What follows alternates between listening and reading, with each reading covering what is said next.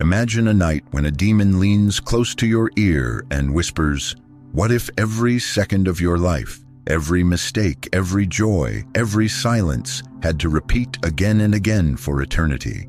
Would you say yes? Nietzsche called this the greatest test of the soul. Not to frighten you, but to expose what you truly believe in when no one is watching. You are 45. There is a house, a job, a closet full of shirts that fit just well enough. But when you look back, a single phrase keeps returning. If only I had. You built safety, but you lost the fire. You traded the chaos of creation for the order of comfort. And comfort always demands one thing in return: regret. Stay for the next 10 minutes and I will show you the rule Nietzsche gave to end regret forever. But I warn you, this rule is not kind. It is merciless and it will leave nothing false standing. Nietzsche never meant this question as fantasy. He wasn't asking you to believe in a cosmic loop or some mystical afterlife. He used it as a weapon. Eternal recurrence was his way of stripping away every excuse, every illusion that tomorrow will save you. If you were forced to live this same life again and again, every decision, every silence, every compromise, could you bear it? That is the point. It is not about science, but responsibility. Because the moment you realize there is no next time, you stop postponing your life. In this video, we will break Nietzsche's test into 7 truths. Each one cuts deeper than the last. Together they form a single rule, a way to live without regret. This is not a lesson in optimism. It is a discipline, a way of thinking and acting that makes every moment worth repeating, even the ones that broke you. Most people hear the idea of eternal recurrence and imagine a cosmic loop, a fantasy of time repeating itself forever. But Nietzsche never cared about physics. He cared about what this question does to your spine. The demon is not real. The question is, because the moment you ask yourself, could I live this life again, exactly as it is, you are forced to see how much of it you've built on lies you quietly tolerate. The test is not whether the world repeats, but whether you deserve it to. Nietzsche designed the question as a moral trap. It eliminates every comfort we borrow from religion, optimism, or the future. It leaves you naked in front of the present, stripped of every promise that something better will arrive. You can no longer hide behind next time. There is no next time. Eternal recurrence burns every illusion of progress until only one thing remains: your ability to justify your own existence, here, now. Look at the average life. 40 years of repetition disguised as stability, work, rest, repeat. Every week identical to the last. Every choice made to avoid discomfort. And at the end, a man looks back and says, "If I had the chance, I'd do it differently." Nietzsche's demon asks, what if you don't get that chance? Before every major decision, run the test. Write it down if you must. If I had to live this moment forever, would I still choose it? If the answer is no, you are already rehearsing regret. Fix it now before time makes the decision permanent. Nietzsche's test is not punishment. It is purification. The question is simple, but it is merciless. And that's why it works. Most people misunderstand Amor Fati. They think it means acceptance, a Stoic shrug that says, "I guess this is my fate." But Nietzsche meant something far more radical. To love your fate is to shape it.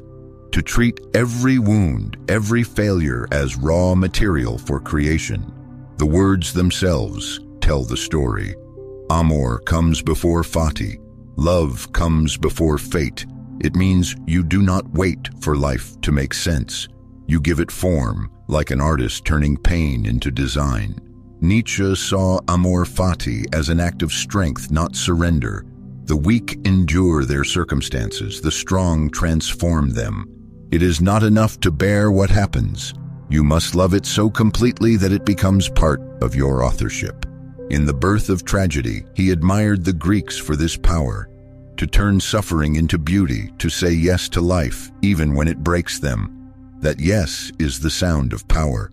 Think about the moments you call failures, the job that ended, the relationship that collapsed, the version of you that didn't make it. Nietzsche would say, take them all, hammer them into something that can stand. You are not meant to escape pain, you are meant to mold it. Try this. Pick one event that still stings. Write down 3 ways it forced you to grow. New insight, new patience, new skill. Read it out loud each morning for 7 days. This is not self-help, it is training. You are teaching your mind to sculpt reality instead of resenting it. Nietzsche called that the highest art, to make every necessity beautiful. Because when you can do that, regret becomes impossible.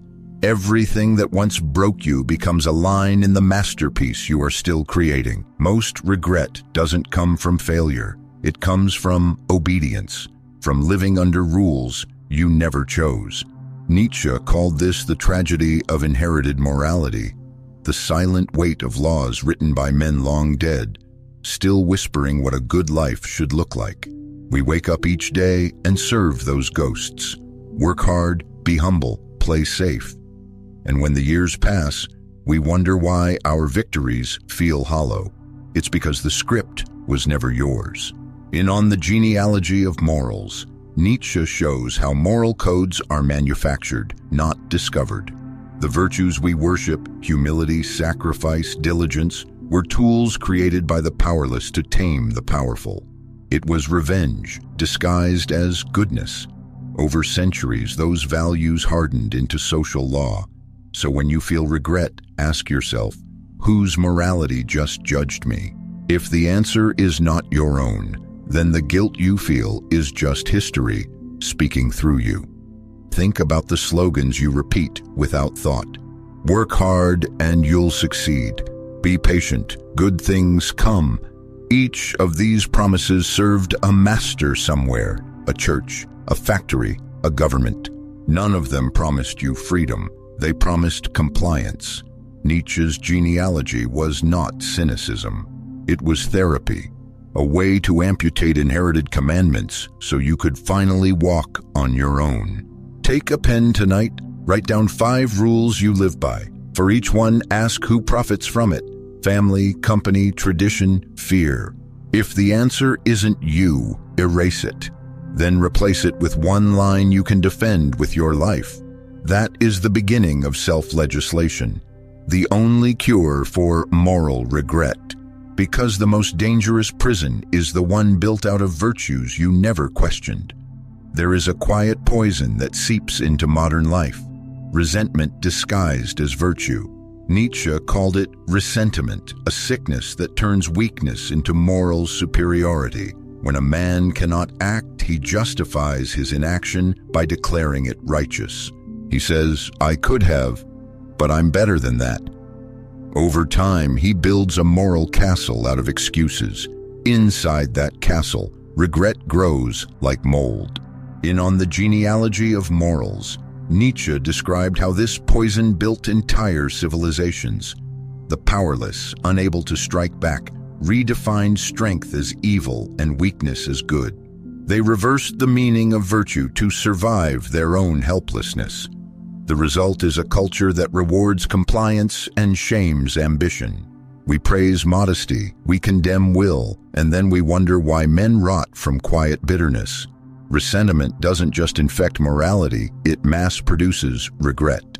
Because if your virtue comes from what you can't do, you will spend your life haunted by what you never did. Look at how it plays out now. Online outrage, envy hidden behind moral critique.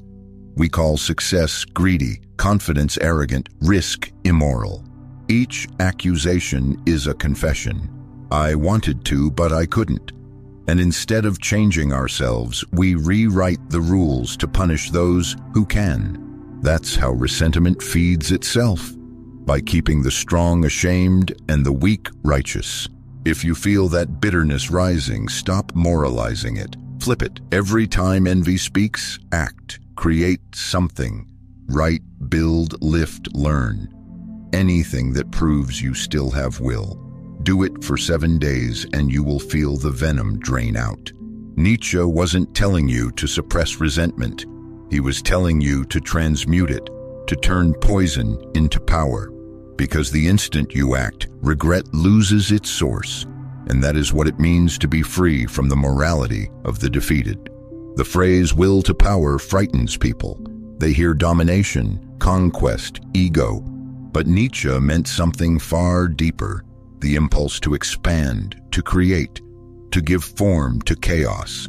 Every living thing has this will, and when it's suppressed, life decays into obedience. For Nietzsche, power was not control over others. It was authorship over one's own values. The moment you start creating instead of conforming, you stop living like a consumer of meaning and start living like its maker. In Beyond Good and Evil, he warns that the greatest danger of modern morality is mediocrity, the flattening of the soul until no one dares to define good and evil for themselves. We outsource value to corporations, to religions, to social approval. Then we wonder why our success feels empty. A life without creation becomes a life of silent service, and service repeated long enough becomes regret. Think about the men who build something that carries their signature. A book, a company, a movement. Even if it fails, it stands as proof they lived by their own rule. The man who spends his life chasing approval never leaves a trace, only receipts. Nietzsche's cure for regret is simple: create. The act itself redeems existence. This week, make one thing that outlives your attention span. A small artifact that bears your name. Don't make it perfect, make it yours. Publish it, show it, stand by it.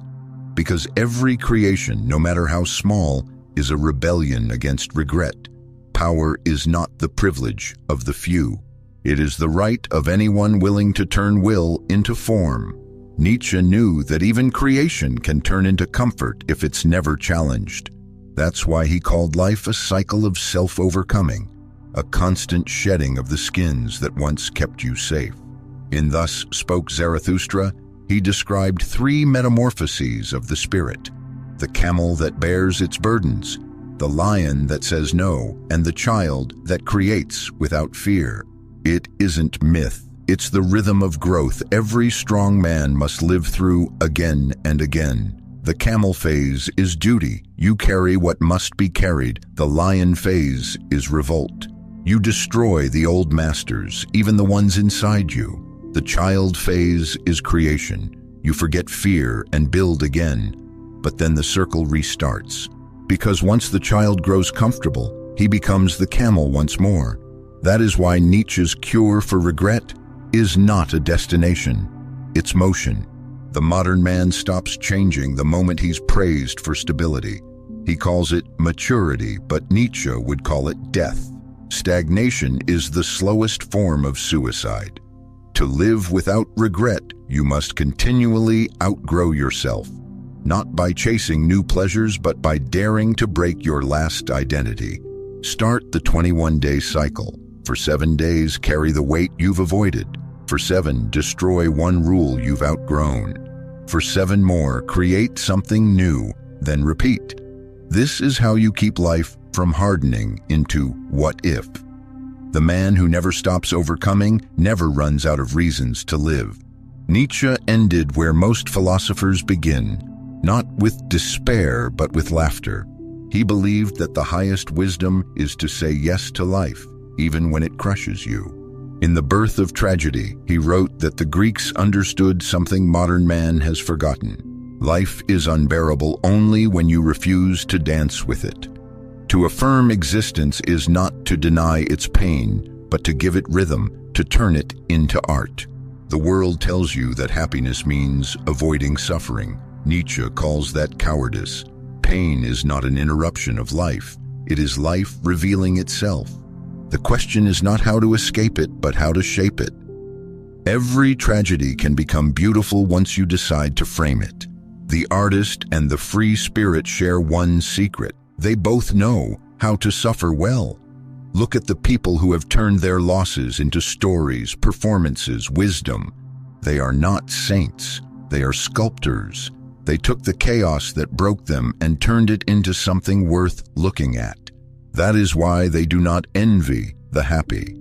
They create their own kind of joy, tragic joy, the laughter that comes when you realize nothing can take away your ability to give meaning. Try this practice. Each day, take one painful memory and write it as a scene. No lesson, no message, just describe it as art. At the end of the month, read them out loud. That laughter that comes through the tears, that is Dionysian freedom. The moment you can laugh at fate, it loses its teeth. Because to laugh is to say yes, even to the things that once made you beg for no. And that yes is the sound of a man who will never regret his life again.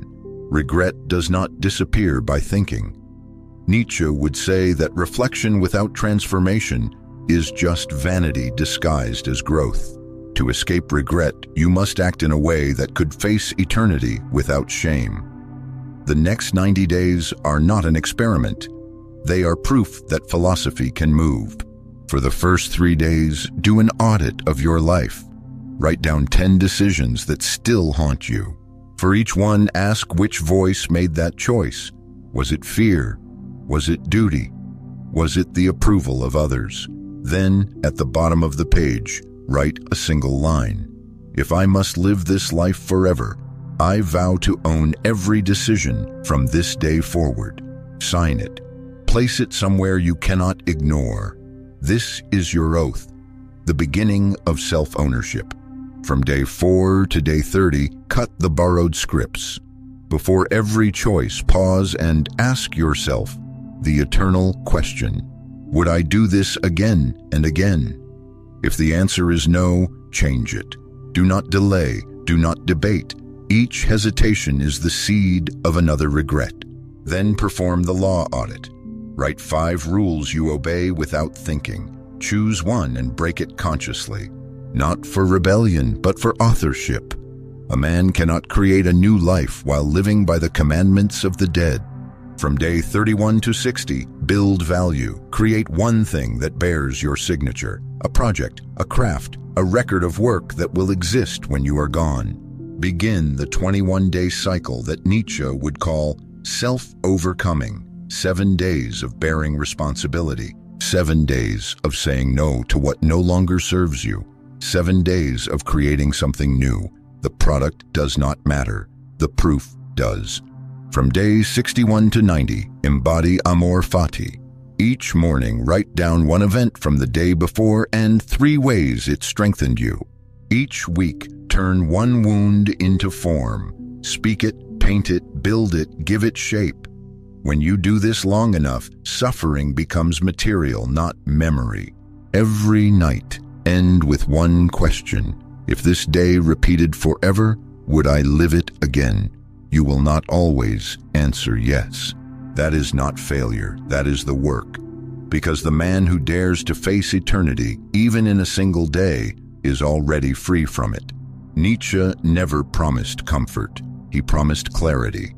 To live without regret is not to live without pain. It is to face pain without apology. Most people look for a meaning that will save them. Nietzsche wanted you to become the meaning itself. When you stop waiting for life to explain itself, you begin to write its language. Regret exists only in the mind that thinks it could have done otherwise, but the man who has claimed his fate knows better. Every moment, even the mistakes, belong to him. They are part of the same composition. The question is no longer why things happened, but what you will make of them now. There is no heaven of second chances. There is only this day repeated forever. That is the weight and the gift of being alive.